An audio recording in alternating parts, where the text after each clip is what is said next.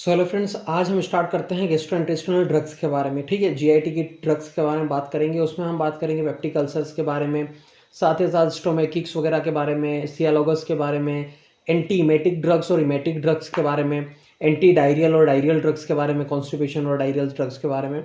तो सारी चीज़ें हम कवर करेंगे। तो आज का टॉपिक हमारा सबसे पहला होगा पेप्टिक अल्सर से रिलेटेड। ठीक है, तो पेप्टिक अल्सर्स में आपने नाम तो सुना ही है, पेप्टिक अल्सर्स, और सारी चीज़ें हमने पढ़ी ही होगी। मेरा काम है थोड़ा सा ओवरव्यू देना, और आपको जो है कंसेप्ट्स क्लियर नहीं थे, मैं जो है कंसेप्ट्स आपके थोड़े से क्लियर कर दूंगा कि कहाँ से क्या होता है और कहाँ से कौन सी ड्रग्स काम में आती है, किस लिए कौन सी ड्रग्स काम में आती है। ये सारी चीज़ें भी हम डिस्कस कर लेंगे इस वीडियो के माध्यम से। तो चलिए शुरू करते हैं गैस्ट्रो इंटेस्टिनल ड्रग्स के बारे में। और पहला टॉपिक मैंने बताया आपको पेप्टिक अल्सर।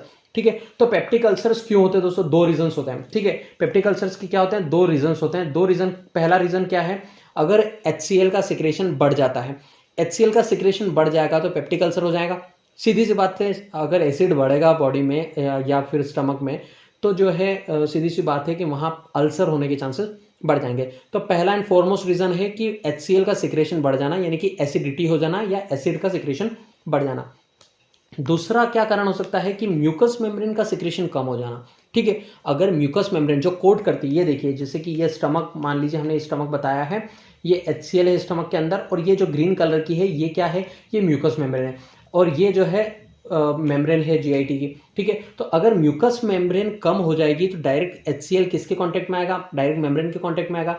तो जो है वहां पर जो है चांसेस हो जाएंगे आपके अल्सर्स के। ठीक है, तो इसलिए म्यूकस मेम्ब्रेन का सिक्रेट होना भी जरूरी है, कम नहीं होना चाहिए। ठीक है, तो दो रीजन हो गए, एक तो HCl यानी कि एसिड का सिक्रेशन बढ़ जाना, और दूसरा कारण है म्यूकस मेम्ब्रेन का सिक्रेशन कम हो जाना। लेकिन सबसे ज्यादा फॉरमोस्ट हमको क्या देखने को मिलता है? हमको देखने को मिलता है HCl सिक्रेशन का बढ़ जाना। ठीक है, काफी केसेस यही होते हैं कि HCl का सिक्रेशन बढ़ गया, इसलिए हम कहते हैं ना एसिडिटी हो गई, एसिडिटी होने से ही पेप्टिक अल्सर्स होते हैं। तो बात करते हैं कि HCl बनता कैसे है। HCl कहाँ बनता है? HCl बनता है पेराइटल सेल में। ये देखिए पेराइटल सेल मैंने इंडिकेट कर रखा है, ये ठीक है पेराइटल सेल है ये पूरा, और ये जो है आपका लुमेन है। तो जो है पेराइटल सेल पे क्या होता है? एक पंप होता है जिसको हम कहते हैं प्रोटोन पंप। ठीक है, प्रोटोन पंप जो है H+ को बाहर ले जाता है, यहाँ प्रेजेंट होते हैं। ठीक है, इधर होता है Cl प्रेजेंट होता है बल्क में। H+ बाहर गया और किससे मिलेगा? Cl से मिलेगा, क्या बनाएगा? HCl बनाएगा। सीधी सी बात है। तो हमको क्या करना है? इस प्रोटॉन पंप की एक्टिविटी को कम कर देना है। तो एक्टिविटी कम कर देंगे तो ये H+ बाहर जाएगा ही नहीं लुमेन में, और वहां Cl से बाइंड करेगा ही नहीं, तो HCl बनेगा ही नहीं। तो चार फॉरमोस्ट रीजन होते हैं जो HCl के सिक्रेशन को रेगुलेट करते हैं। ठीक है, तो पहला तो है आपका M1 ब्लोकर। ठीक है, सॉरी M1 ब्लोकर नहीं, M1। ठीक है, M1 यानी कि एसिटाइल कोलिन। तो एसिटाइल कोलिन जो होता है M1, वो क्या करता है? उसको स्टिमुलेट करते हैं। अगर M1 को स्टिमुलेट करेंगे तो वो डायरेक्टली स्टिमुलेट करेगा पंप को, और H+ को बाहर निकालेगा, यानी कि एसिड के सिक्रेशन को बढ़ाएगा। तो अगर हम M1 के सिक्रेशन को बढ़ा देंगे तो वो एसिड सिक्रेशन भी बढ़ा देगा। दूसरा होता है हिस्टामिन। हिस्टामिन को अगर हम स्टिमुलेट कर देंगे, हिस्टामिन को स्टिमुलेट कर देंगे तो वो भी एसिड के सिक्रेशन को बढ़ा देगा। किसको स्टिमुलेट करके? पंप को स्टिमुलेट करके। वहीं गेस्ट्रिन को स्टिमुलेट करेंगे तो वो भी प्रोटॉन पंप के जो है एक्टिविटी को बढ़ा देगा। ये तीनों क्या कर रहे हैं? इनको स्टिमुलेशन कर रहे हैं अपन। इन तीनों को स्टिमुलेट करने से क्या हो रहा है?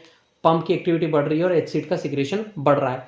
लेकिन वहीं उल्टा होता है PGE2 के साथ, प्रोस्टाग्लैंडिन के साथ। यहाँ क्या है? इसको इनहिबिट करना पड़ेगा। क्या करना पड़ेगा? इसको कम करोगे ना, किसको? PGE2 को हम कम करेंगे तो सिक्रेशन बढ़ेगा। ठीक है, PGE2 को कम करेंगे हम, उसको ब्लॉक करेंगे तो सिक्रेशन जो है HCl का बढ़ जाएगा। लेकिन यहां क्या करना पड़ रहा था? M1 में स्टिमुलेशन देना पड़ रहा था। जो है M1 क्या कर रहा है? M1 का स्टिमुलेशन मिल रहा था तो सिक्रेशन बढ़ रहा था। हिस्टामिन का भी स्टिमुलेशन देना पड़ रहा था, गेस्ट्रिन का भी स्टिमुलेशन देना पड़ रहा था। लेकिन PGE2 में हमें इनहिबिटरी इफेक्ट देना पड़ेगा तो HCl का सिक्रेशन बढ़ जाएगा। तो ये चार चीजें हैं। अगर ये तीनों चीजें क्या कर रही है? ये तीनों, इन तीनों M1 को स्टिमुलेट कर रहे हैं, हिस्टामिन को स्टिमुलेट कर रहे हैं और गेस्ट्रिन को स्टिमुलेट कर रहे हैं, तो ये क्या कर रही है? HCl के सिक्रेशन को बढ़ा रही है। तो हम क्या करते हैं? इन सबके ब्लॉकर्स दे देंगे। M1 को ब्लॉक कर देंगे तो वो स्टिमुलेट करेगा ही नहीं प्रोटॉन पंप को। हिस्टामिन ब्लॉकर दे देंगे तो वो जो है स्टिमुलेट करेगा नहीं प्रोटॉन पंप को। गेस्ट्रिन का ब्लॉकर दे देंगे तो वो स्टिमुलेट करेगा ही नहीं। फॉरमोस्ट गेस्ट्रिन का कोई जो है ब्लॉकर्स मिलता नहीं है, तो हम बात करेंगे M1 और हिस्टामिन के ब्लॉकर की, और PGE2 के स्टिमुलेट को। ठीक है, PGE2 को हम इनहिबिट करेंगे तो HCl सिक्रेशन बढ़ेगा। लेकिन PGE2 को मान लीजिए हम स्टिमुलेट कर देंगे तो क्या होगा, सिक्रेशन कम हो जाएगा। अपोजिट है, ये याद रखना। तो देखिए हमें HCl के सिक्रेशन को कम करना है तो क्या करना पड़ेगा, M1 को ब्लॉक कर देंगे। तो हम कौन से ड्रग्स देंगे, M1 ब्लॉकर देंगे। कौन सी ड्रग्स देंगे, M1 ब्लॉकर देंगे। M1 ब्लॉकर में कौन कौन सी ड्रग्स आती है भैया, M1 ब्लॉकर में दो तरह की ड्रग्स फॉर्मोस हम देखते हैं, पायरेनजेपिन और एक होता है टेलेंजेपिन। ठीक है, पायरेनजेपिन और टेलेंजेपिन। ठीक है, ये दो ड्रग्स जो होती है M1 ब्लॉकर्स होती है। फिर दूसरा क्या है, H2 ब्लॉकर्स, यानी कि हिस्टामिन को अपन ब्लॉक कर देंगे तो भी एसिड का सिक्रेशन कम हो जाएगा। तो कौन कौन से ड्रग्स हैं, रेनिटिडिन, सिमेटिडिन, सिमेटिडिन और फेमोटिडिन। ठीक है, और फिमोटिडिन। ये ड्रग्स क्या है, H2 ब्लॉकर्स हैं। आपने काफ़ी देखा भी होगा कि रेनिटिडिन, सिमेटिडिन और ये जनरली यूज़ करते हैं। तो ये जो है हिस्टामिन ब्लॉकर है। वहीं PGE2 स्टिमुलेंट्स भी दे सकते हैं। जैसा कि मैंने बताया, PGE2 को इनहिबिट करेंगे तो सिक्रेशन बढ़ जाएगा, लेकिन PGE2 को स्टिमुलेट कर देंगे तो सिक्रेशन क्या हो जाएगा, कम हो जाएगा। तो PGE2 क्या करेगा, अगर इसको स्टिमुलेट कर देंगे तो ये इनहिबिट कर देगा प्रोटॉन पंप को, और जिसके कारण क्या होगा, सिक्रेशन क्या हो जाएगा, कम हो जाएगा। तो HCl का सिक्रेशन कम हो जाएगा, यानी कि एसिडिटी कम हो जाएगी। तो PGE2 की ड्रग्स के बारे में बात करते हैं दोस्तों। तो फोरमोस्ट आपने काफ़ी ज़्यादा नाम सुना होगा, मीज़ोप्रोस्टोल। मीज़ोप्रोस्टोल के बारे में आपने सुना ही होगा। और मीज़ोप्रोस्टोल जो ड्रग है वो काफ़ी टॉक्सिक है और अबॉर्शन करती है। ठीक है, अबॉर्शन के केसेस में जो है मीज़ोप्रोस्टोल यूज़ करते हैं। तो मीज़ोप्रोस्टोल क्या करती है, साइड इफेक्ट क्या है इसका, अबॉर्शन है। तो मीज़ोप्रोस्टोल को हम इसलिए यूज़ नहीं करते हैं। तो PGE2 स्टिमुलेंट को हम यूज़ नहीं करेंगे, क्योंकि ये क्या करता है, ये करता है टॉक्सिक इफेक्ट है, अबॉर्शन कोज करता है ये। ठीक है, प्रोस्टाग्लैंडिन क्या करता है, अबॉर्शन कर सकता है। मीज़ोप्रोस्टोल क्या करता है, अबॉर्शन करता है। इसलिए हम PGE2 को नहीं देंगे। प्रोस्टाग्लैंडिन क्या कॉन्ट्रैक्शन करता है, कॉन्ट्रैक्टिबिलिटी बढ़ाता है ना ओवरीज वगैरह की, तो वो इस केस में इस कारण से अबॉर्शन करता है। तो जो है हम ये यूज़ नहीं करते। लेकिन अगर आपका क्वेश्चन आया कि NSAID इंड्यूस्ड पेप्टिक अल्सर्स के लिए ड्रग कौन सी है, तो वो मीज़ोप्रोस्टोल है। ठीक है, NSAID यानी कि क्या है, non steroidal anti inflammatory drugs के कारण पेप्टिक अल्सर्स भी होते हैं।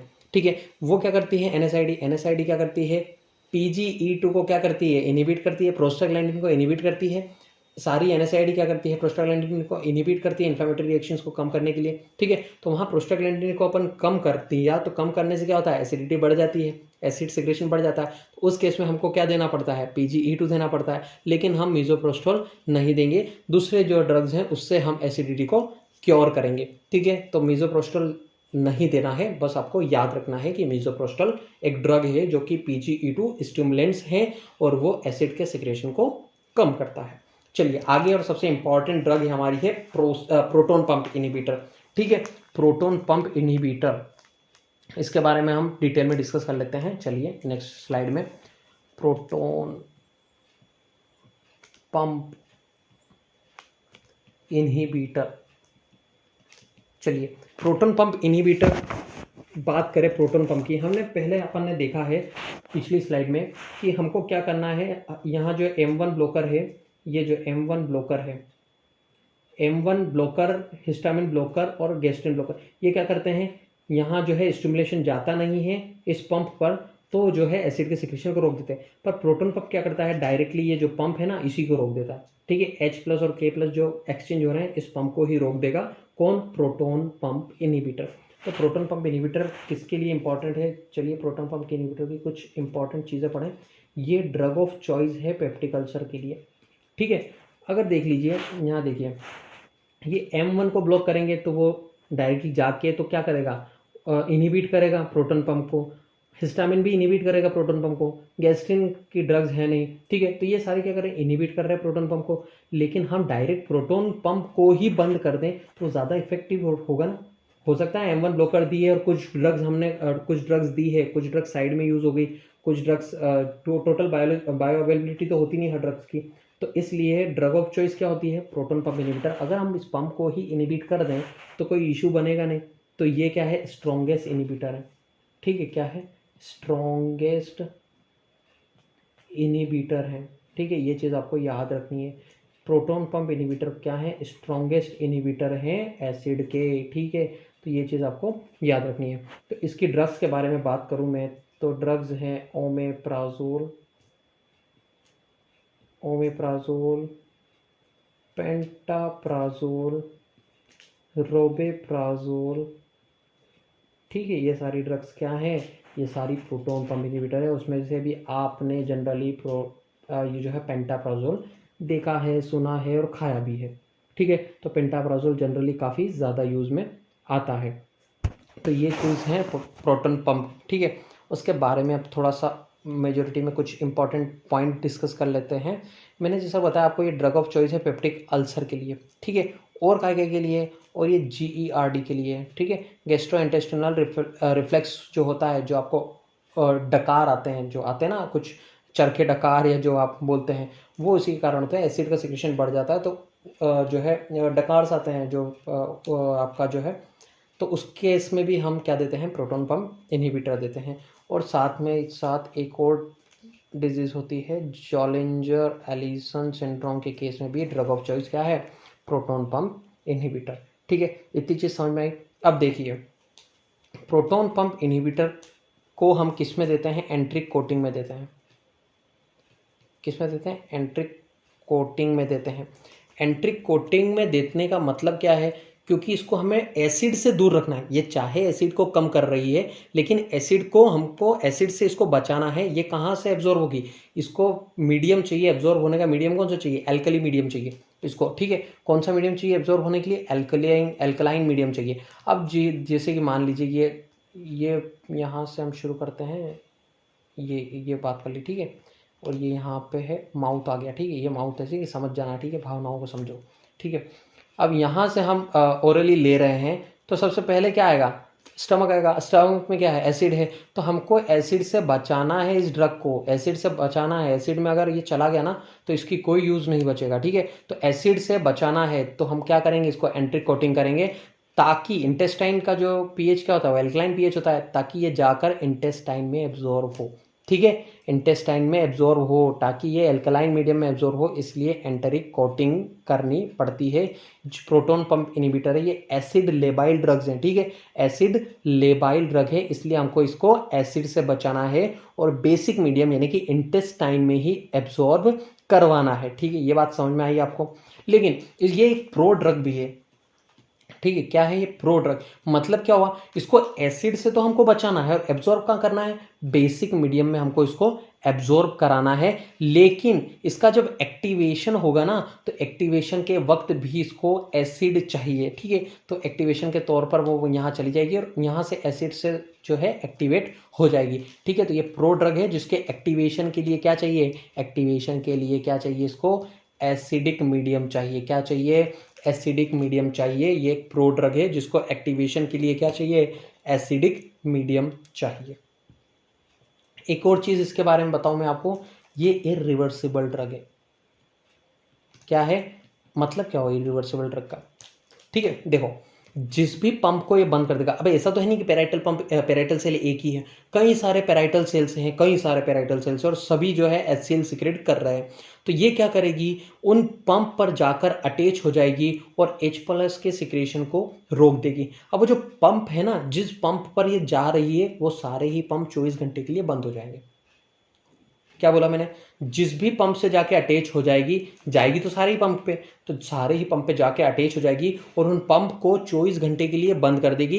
यानी कि 24 घंटे तक आपको कोई एसिड सिक्रेशन नहीं मिलेगा। मतलब क्या है कि आपको पेंटाप्राजोल या प्रोटॉन पंप इनहिबिटर 24 घंटे में एक ही बार लेना है, ठीक है। सुबह लेना है, शाम को लेना है, ऐसा नहीं करना है। आपको केवल और केवल एक ही बार लेना है, 24 घंटे में एक ही बार लेना है। 24 घंटे बाद वो जो पेराइटल सेल क्या करते हैं, वापस से जो है पंप को एक्टिवेट करने लग जाते हैं, ठीक है, ठीक है।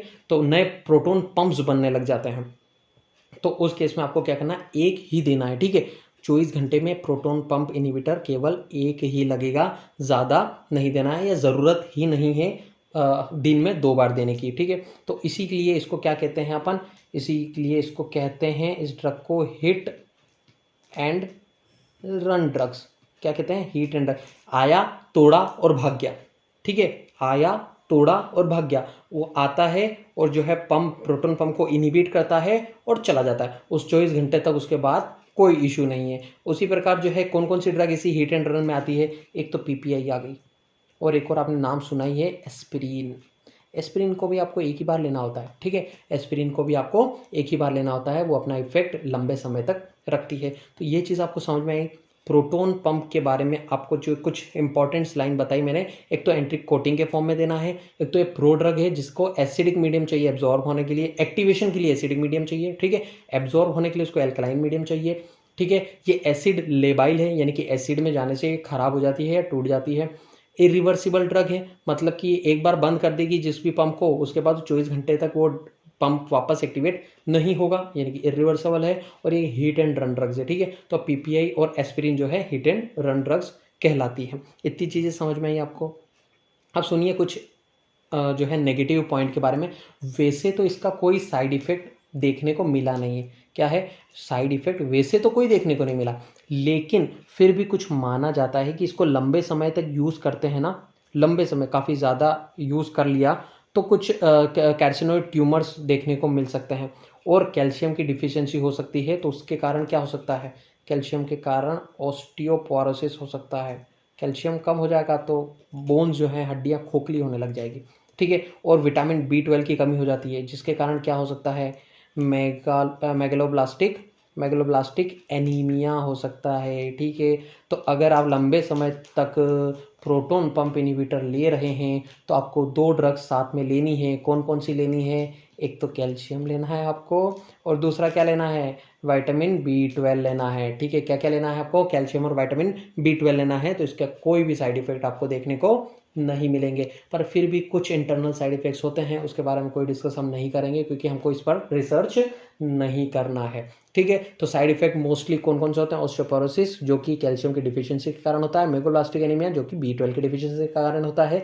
इसलिए लंबे समय तक अगर आप पेंटाप्रोजोल या पीपीआई लेते हैं, पीपीआई अगर लंबे समय तक लेते हैं तो आपको साथ में कैल्शियम की ड्रग्स चलानी है, और क्या क्या करना है? और विटामिन B12 का जो है ड्रग्स चलाना है, ठीक है। तो इतनी चीज़ें आपने समझ ली। ये क्या था? Proton pump inhibitor. इतनी चीज़ें समझ में आई। अगर आपको कोई भी डाउट है तो डिस्क्रिप्शन में मैंने इंस्टाग्राम लिंक दिया है, आप वहाँ मुझे कांटेक्ट कर सकते हैं। चलिए आगे बढ़ते हैं और बात करते हैं एंटासिड्स के बारे में, ठीक है। आपको यहाँ से मैं बता देता हूँ, यहाँ आपने क्या डिस्कस कर लिया हमने। एक तो हमने M1 ब्लॉकर के बारे में बात कर लिया, पायरेंजेपिन टेलेंजेपिन। H2 ब्लॉकर के बारे में बात कर लिया, रेनिट्रिडिन, सिमेट्रिडिन, फेमोट्रिडिन। PGE2 स्टिमुलेंट के बारे में बात कर लिया, मीजोप्रिस्टोल, ठीक है। प्रोटोन पंप इनहिबिटर के बारे में बात कर लिया, ओमेप्राजोल, पेंटाप्रोजोल, रोबेप्राजोल, ठीक है। अब बात कर लेते हैं हम एंटासिड के बारे में। क्या? एंटासिड के बारे में। चलिए एंटासिड्स, नाम में ही एंटासिड है, यानी कि क्या करा है? एसिड को कम करेगी। एंटासिड, एंटी एसिड, ठीक है। तो एंटासिड क्या करती है? ये जो है ना दोस्तों, ये इमीडिएट रिलीफ देती है।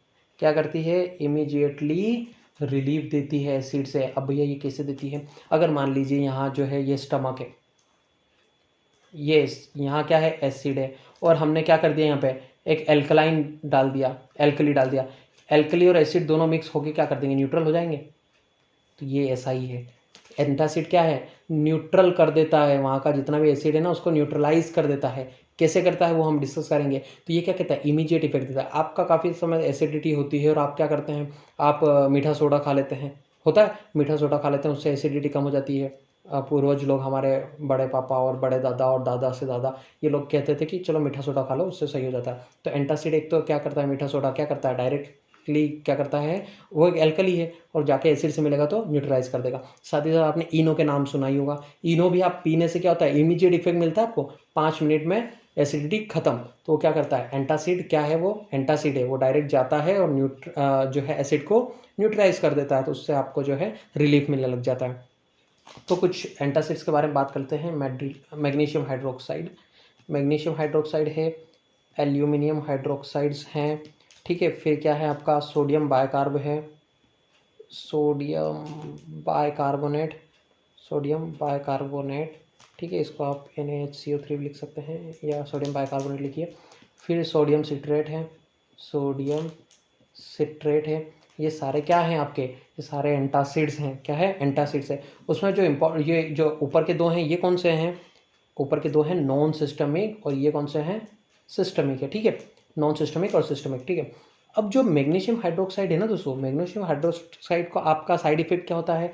मैग्नीशियम हाइड्रोक्साइड लेने के बाद आपको क्या होता है, डायरिया हो जाता है। क्या हो जाता है, डायरिया हो जाता है। और एल्यूमिनियम हाइड्रोक्साइड लेने के बाद क्या हो जाता है आपको, कॉन्स्टिपेशन हो जाता है। तो ये दोनों क्या है इसके साइड इफेक्ट, इन दोनों ड्रग्स के क्या साइड इफेक्ट है, मैग्नीशियम हाइड्रोक्साइड का साइड इफेक्ट है डायरिया और एल्यूमिनियम हाइड्रोक्साइड का साइड इफेक्ट है कॉन्स्टिपेशन। तो अब क्या किया जाए, अब इन दो ड्रग्स को तो ले नहीं सकते हैं, मैग्नीशियम हाइड्रोक्साइड को ले लेंगे डायरिया हो जाएगा, एल्यूमिनियम हाइड्रोक्साइड को ले लेंगे तो कॉन्स्टिपेशन हो जाएगा। तो क्या करें, तो अब क्या किया है, समझदारी क्या है इसमें कि इन दोनों ड्रग को साथ में ले लो। क्या करो, इन दोनों को साथ में ले लो, मैग्नीशियम हाइड्रोक्साइड को और एल्यूमिनियम हाइड्रोक्साइड को मिलाकर और खा लो, जिससे डायरिया की प्रॉब्लम भी नहीं होगी और कॉन्स्टिपेशन की प्रॉब्लम नहीं होगी। ठीक है, ये कॉन्स्टिपेशन वाली डायरिया करा देगी, डायरिया वाली कॉन्स्टिपेशन करा देगी, तो जो है इक्वलाइज हो जाएगा। ठीक है, तो इन दोनों का कॉम्बिनेशन आता है मार्केट में, आपको इन दोनों का कॉम्बिनेशन ही मिलेगा, क्योंकि जो है सिंगल ड्रग आप लेते हैं तो वो अपने अपने साइड इफेक्ट कॉज करती है। अब बात करते हैं सोडियम बाइकार्बोनेट्स वगैरह। सोडियम बाइकार्बोनेट NaHCO3, ठीक है, इसको हम डायरेक्टली कंज्यूम कर लेते हैं। और किससे कंज्यूम, ये डायरेक्ट लिया तो किससे अटैच होगा, ये HCl से रिएक्ट करेगा। HCl से रिएक्ट करेगा तो क्या बनाएगा भैया, ये सोडियम और ये Cl, ठीक है, ये सोडियम और Cl क्या बनाएगा, NaCl, ठीक है, NaCl बना दिया और क्या बनाएगा, कार्बोनेट अलग हो जाएगा। ठीक है, H2CO3 अलग हो जाएगा। अब बात होगी H2CO3 भैया क्या करेगा पेट में, तो H2CO3 क्या करेगा, ये किस में टूटेगा, ये वाटर में टूटेगा और क्या करेगा, CO2 क्या करेगा, लिबरेट कर देगा। इसलिए जब भी आप इनो पीते हैं, जब भी आप इनो पीते हैं तो आप इनो पीने के बाद, या केवल इनो की बात नहीं कर रहा हूँ, इनो में तो काफ़ी सॉरी, इनो में तो काफ़ी आयुर्वेद चीज़ें वगैरह हैं, हम बात करते हैं सोडियम बाइकार्बोनेट की। ठीक है, तो सोडियम बाइकार्बोनेट हम जब भी लेते हैं तो उसके बाद क्या होता है, एक डकार वापस से आता है। ठीक है, पीने के बाद एक डकार से निकलती है, वो डकार क्या होती है, वो CO2 होती है। ठीक है, क्या होती है, CO2 होती है। तो ये चीज़ हमने समझ में आई है। सोडियम जो है बाइकार्बोनेट हम जब लेते हैं उसके बाद CO2 रिलीज होती है, ये समझ जाओ कि हमारा एसिड न्यूट्रलाइज हो गया है। अगर वो CO2 की डकार ना है ना तो ये समझना कि हमारा एसिड न्यूट्रलाइज नहीं हुआ है, अभी थोड़ा सा और सोडियम बाइकार्बोनेट आपको लेने की ज़रूरत है। इतनी चीज़ें समझ में आई आपको, तो चलिए एंटासिड के बारे में भी आप लगभग कुछ समझ गए हैं। डाउट्स हैं तो डिस्क्रिप्शन में मैंने इंस्टाग्राम लिंक दिया है, आप वहाँ कांटेक्ट कर सकते हैं, समझदार स्टूडेंट्स हैं आप। चलिए आगे बढ़ते हैं। आगे एक और अपना जो है आपको दिखाई देता हूँ स्टार्टिंग से, ठीक है, यहाँ से एंटासिड हमने पढ़ लिया, एंटासिड हमने पढ़ लिया, एंटासिड बोले। अब क्या बात कर लेते हैं हम, अल्सर प्रोटेक्टिव्स के बारे में बात कर लेते हैं। ठीक है, अल्सर प्रोटेक्टिव के बारे में, ठीक है, क्या बात करेंगे हम, अल्सर प्रोटेक्टिव, अल्सर प्रोटेक्टिव के बारे में बात करते हैं। चलिए, ये स्टमक है भैया, स्टमक देख लेना है, सबका ऐसा नहीं होता है, मैं तो बनाता हूँ टेढ़ा मेढ़ा। ये स्टमक मान लीजिए, ठीक है, यहाँ अल्सर हो गया। अब यह अल्सर क्या करता है, वो पेन करता है, काफ़ी ज़्यादा पेन करता है और हमें काफ़ी नुकसान होता है उससे, काफ़ी इरिटेशन होता है और हो सकता है वो इधर उधर भी जो है अल्सर्स होने लगे। तो इरिटेशन होता है, खाना हम ढंग से खा नहीं पाते हैं तो काफ़ी दिक्कत होती है। तब इस अल्सर को मान लीजिए, इस अल्सर को खाना वाना खाना है और अल्सर को थोड़ा सा रिलीव करना है तो क्या करेंगे हम, इसके ऊपर क्या करेंगे, कवरिंग कर देंगे। क्या कर देंगे, कवरिंग कर देंगे। कवरिंग को ही प्रोटेक्टिव कहा है, तो इसी यही जो ड्रग्स होती है जो अल्सर के ऊपर कवरिंग कर देगी उसको क्या कहेंगे हम, अल्सर प्रोटेक्टिव करेंगे। प्रोटेक्ट कर देता है ना अल्सर से हमको, तो अल्सर प्रोटेक्टिव कहेंगे। अब इसमें कौन कौन से ड्रग्स यूज़ में आती है उसमें याद कर लीजिए, sucralfate, sucralfate, colloidal, bismuth subcitrate, ये जो है क्या है, ये सारी चीज़ें जो हैं ये आपकी जो है अल्सर प्रोटेक्टिव्स हैं। क्या है, अल्सर प्रोटेक्टिव हैं। ठीक है, तो जो है ये हमारा जो है सुक्रालफेट के बारे में बात कर लेते हैं हम। सुक्रालफेट इंपॉर्टेंट होता है, सुक्रालफेट। बिस्मथ हम ज़्यादा यूज़ नहीं करते क्योंकि इससे के कारण क्या होता है, बिस्मथ पॉइजनिंग हो जाती है। ठीक है, कभी का क्या होता है, ज़्यादा डोज में ले लिया गलती से तो बिस्मथ पॉइजनिंग हो जाएगी उस केस में, तो बिस्मथ पॉइजनिंग हमको नहीं करवानी, हमको सुक्रालफेट सेफ समझेंगे। सुक्रालफेट जब भी लेते हैं तो उसके साथ एक चीज़ याद रखें कि ये किसके साथ नहीं लेना है, एंटासिड के साथ नहीं लेना है। ठीक है, अगर आप एंटासिड भी साथ में ले लेंगे, सुक्रालफेट भी ले लेंगे तो कोई इफेक्ट देखने को नहीं मिलेगा। सुक्रालफेट का डोज रेट की बात करें, कई जो है डोज रेट हम ऐसे जनरली, चलिए ठीक है, सुक्रालफेट का आप जब लेने जाएंगे तो ले देख लेंगे। एक और क्या होता है, कार्बेनोक्सिडोन, ठीक है, ये भी यूज़ करते हैं, सुक्रालफेट भी यूज़ करते हैं। तो एक चीज़ का याद रखना है सुक्रालफेट के बारे में, एंटासिड के साथ इसको नहीं देना है, ठीक है। एंटासिड के साथ इसको नहीं देना है। एंटासिड के साथ दे रहे तो एसिड का सिक्रेशन वैसे ही कम हो गया, एसिड का सिक्रेशन वैसे ही कम हो गया, तो आपको क्या करना है इसको प्रोटेक्ट करके, ठीक है। उसका जो है सुक्राल्फेट का भी ये काम उल्टा कर देगा, ठीक है। अगर आपने एंटासिड के साथ दे दिया ना तो सुक्राल्फेट भी उसको प्रोटेक्टिव कवरिंग नहीं देगा और उल्टा उल्टा रिएक्शन होगा, ठीक है। तो ठीक है, सुक्राल्फेट के साथ हमको क्या नहीं देना है, एंटासिड्स नहीं देना है। एक और आगे की बात कर लेते हैं हम नेक्स्ट, ठीक है। आखिर क्या था हमारा, एच पाइलोरी। ये एच पाइलोरी के बारे में हम डिस्कस कर लेते हैं। एच पाइलोरी यानी हेलिकोबैक्टर पाइलोरी, ठीक है। ये क्या करती है हेलिकोबैक्टर, ये क्या करता है, ये पेप्टिक अल्सर कोज करता है, ठीक है। ये क्या करता है, पेप्टिक अल्सर कोज करता है, बड़ा पागल है। ये क्या करता है, पेप्टिक अल्सर कॉज करता है अगर ये रहा तो इसको हमें क्या करना है, मारना है। काफ़ी चीज़ें हम डायग्नोस सही नहीं करते हैं और हम क्या करते रहते हैं, हम एंटासिड देते रहते हैं, पता पड़ा कि हेलिकोबैक्टर पाइलोराई से हो रहा है। अगर रिकरेंट हो रहा है, क्या रिकरेंट एसिड का सिक्रेशन बढ़ रहा है, तो हमको ये डायग्नोस करना है कि हेलिकोबैक्टर पाइलोराई भी हो सकता है। ये नहीं करना है कि एसिड सिक्रेशन बढ़ रहा है, खाने से ही बढ़ रहा है। वहाँ पर हमको ये भी देखना है कि कहीं हेलिकोबैक्टर पाइलोराई तो नहीं है, उसके इन्फेक्शन के कारण भी पेप्टिक अल्सर हो सकते हैं। तो इसको हमको क्या करना है, इसको हमको मारना है, किल करना है, ठीक है। तो इसके लिए ट्रिपल ड्रग थेरेपी यूज़ करते हैं। कौन सी, ट्रिपल ड्रग थेरेपी में कौन कौन सी 3 ड्रग, एक देखो, एक तो है अपना अमोक्सिसिलिन, ठीक है, अमोक्सिसिलिन है। दूसरा क्या है, दूसरा पीपीआई आप लेंगे, पेंटाप्राजोल इनहिबिटर। तीसरा क्या लेंगे, मेट्रोनिडाजोल, ठीक है। इन तीनों ड्रग्स को अपन आप एक साथ लेते हैं तो आपका पेप्टिक अल्सर जो है हेलिकोबैक्टर पाइलोराई से है उससे राहत मिल जाएगी, क्योंकि यहाँ पाइलोराई को मारना भी तो है। कौन कौन सी drug, amoxicillin, PPI pantoprazole inhibitors, proton pump inhibitors, और आपका तीसरा है मेट्रोनिडाजोल। इन तीनों को लेंगे ना तो जो है आपको जो है पेप्टिक अल्सर सही हो जाएगा। किसके कारण हो रहा था, हेलिकोबैक्टर पाइलोराई के कारण जो पेप्टिक अल्सर्स हो रहे थे उससे आपको जो है नॉर्मलाइज हो जाएगा। ये कब तक लेनी है, लगभग हम 1 वीक तक लेते हैं, ठीक है। 1 से लेकर 2 वीक तक लेते हैं, तो ये आप डॉक्टर्स की एडवाइस पर ही लें तो बेहतर है, ठीक है। तो ये आपका जो है फार्माकोलॉजी का पहला टॉपिक हो गया, पेप्टिक अल्सर में हमने कुछ चीज़ें आपके साथ डिस्कस करी है। पेप्टिक अल्सर के हमने बात करी है M1 blocker, H2 blocker, PGE2 stimulants, proton pump inhibitor, antacids, ulcer protective और H पाइलोराई। ये सारी चीज़ें, इससे ज़्यादा आपको नहीं पढ़ना है पेप्टिक अल्सर में, ठीक है। ये कुछ ड्रग्स हैं जैसे पायरेंजेपिन है, टेलेंजेपिन है, रेनिटिडिन, सिमेटिडिन, फेमोटिडिन, ओमेप्राजोल, रेबोप्राजोल, जो है पेंटाप्राजोल। इन सारी ड्रग्स के बारे में आप कुछ पढ़ लें, एक रेफरेंस बुक रखें, उससे इन सारी ड्रग्स के बारे में थोड़ा थोड़ा पढ़ते रहिएगा, क्योंकि काफ़ी ज़रूरी है। कभी कभी कुछ क्वेश्चंस ड्रग्स के अंदर से भी आ सकते हैं, लेकिन अगर आप थ्योरेटिकल एग्जाम में अपीयर हो रहे हैं तो वहाँ रिटन एग्जाम में आप पार्टिसिपेट हो रहे हैं, आपका जो है क्वार्टरली एग्ज़ाम है या एनुअल एग्ज़ाम है, उसमें आपका यहाँ से काम हो जाएगा। तो ये हमने कुछ चीज़ें डिस्कस कर ली है। अगर आपको कोई डाउट है तो मैं फिर से बता दूं कि डिस्क्रिप्शन में इंस्टाग्राम लिंक दिया है, वहाँ आप कांटेक्ट कर सकते हैं। इसके बाद हम अगले वीडियो में जो है, नेक्स्ट वीडियो हमारा ये पार्ट 1 था, पार्ट 2 में हम बात करेंगे एंटीमेटिक्स वगैरह के बारे में, और अगर हुआ तो डायरियल वगैरह ड्रग्स के बारे में भी हम डिस्कस कर लेंगे। तो आज के लिए था बस इतना ही। जुड़े रहिए मेडिको गुरु से। सब्सक्राइब नहीं किया है तो जल्द से जल्द सब्सक्राइब भी कर दीजिएगा, ठीक है। अच्छे अच्छे वीडियोज़ मिलेंगे और काफ़ी डिस्क्रिप्टिव वीडियोज़ मिलेंगे, शॉर्ट में वीडियोज़ मिलेंगे, और आपके जो है कंसेप्ट क्लियर होते चलेंगे। Thank you very much and have a nice day.